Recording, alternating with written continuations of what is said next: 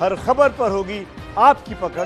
Download कीजिए ABP live app. आज जो पूछताछ हुई है, क्या पूछताछ हुई है, क्या कोई खास बात निकलकर उसमें सामने आई है, यह जानना भी जरूरी हो जाता है। तो अपने दर्शकों को सीधे लिए चलते हैं अपने सहयोगी मनोज वर्मा के पास। मनोज, क्या पूछताछ आज हुई, कुछ पता चल पाया क्या एनसीबी को?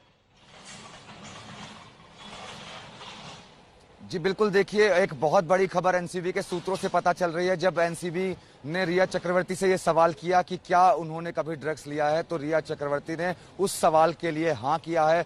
जांच में तो रिया चक्रवर्ती सहयोग कर ही रही थी, लेकिन जब उनसे ये सवाल किया गया कि कभी रिया चक्रवर्ती ने ड्रग्स लिया है, तो उस सवाल के जवाब में रिया चक्रवर्ती ने हाँ किया है। अभी एनसीबी के बहुत बड़ी खबर है मनोज, मैं आपके पास आता हूं, अपने दर्शकों को बता दें, एनसीबी के सामने ड्रग्स लेने की बात रिया ने कबूल कर ली है। एनसीबी के सामने रिया का यह कबूलनामा इस वक्त की सबसे बड़ी खबर एबीपी न्यूज पर। ड्रग्स कनेक्शन में जो उनसे एनसीबी ने पूछताछ की है, रिया ने यह बात कबूल कर ली है कि हां मैंने ड्रग्स लिया था। उन्होंने ड्रग्स लेने की बात कबूल कर ली है। जी मनोज, बताइए।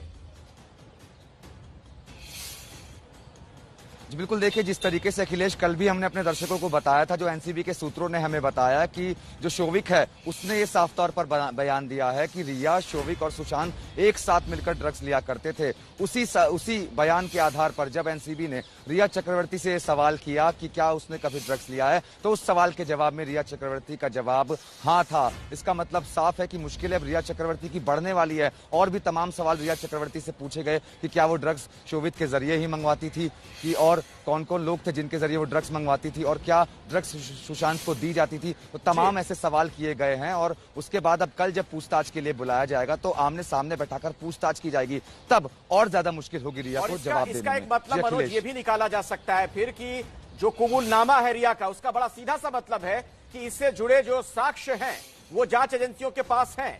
शायद रिया ये बात समझ गई थी कि अब बच पाना उनके लिए मुमकिन नहीं है, इसीलिए ये कबूल कर ली बात उन्होंने। जी बिल्कुल सही बात है। रिया शायद इस बात को समझ गई थी कि इस बार बच पाना मुश्किल नहीं होगा, इस बार वो झूठ नहीं बोल पाएंगे और उनका जो झूठ है वो पकड़ लिया जाएगा। यही वजह है कि इस बात पर, इस सवाल पर रिया चक्रवर्ती ने हाँ की कि हाँ उसने ड्रग्स ली थी। लेकिन अब सबसे बड़ी बात यह है कि एनसीबी ये जानना चाहती है रिया चक्रवर्ती से कि कब कब ड्रग्स रिया चक्रवर्ती ने शोविक के जरिए मंगवाया, कब कब रिया ने ड्रग्स सैमुअल मिरांडा के जरिए मंगवाया, और कितनी बार दिन में ड्रग्स जो है लिया जाता था। तो तमाम ऐसे बहुत सारे सवाल हैं जिनके जवाब। सबसे बड़ी खबर ड्रग्स को लेकर रिया का कबूलनामा। रिया ने शोविक के साथ ड्रग्स लेने की चैट को सही बताया है।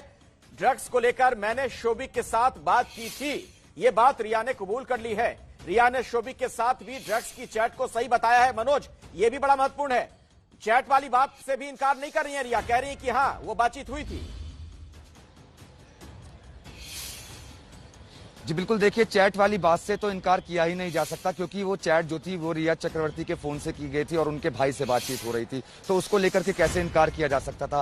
हालांकि चैट डिलीट कर दी गई थी, लेकिन जब ईडी ने अपनी जांच की और फोन को क्लोन किया गया, तो तमाम जो ये चैट थी वो सामने आ गई क्लोन करने के बाद, और ये सारी की सारी चैट एनसीबी को दी गई। एनसीबी ने जब अपनी जांच को आगे बढ़ाया, तो कहीं ना कहीं अब मुश्किलें जो है रिया चक्रवर्ती की बढ़ने वाली है। गिरफ्तारी की तलवार तो पहले से मुश्किलें बढ़ने वाली है। आज तो उन्हें रिहाई मिल गई है, आज घर की तरफ रवाना हो गई है, लेकिन कल जब वो पूछताछ के लिए आएंगी तो क्या कल भी घर जा पाएंगी, ये बड़ा सवाल है।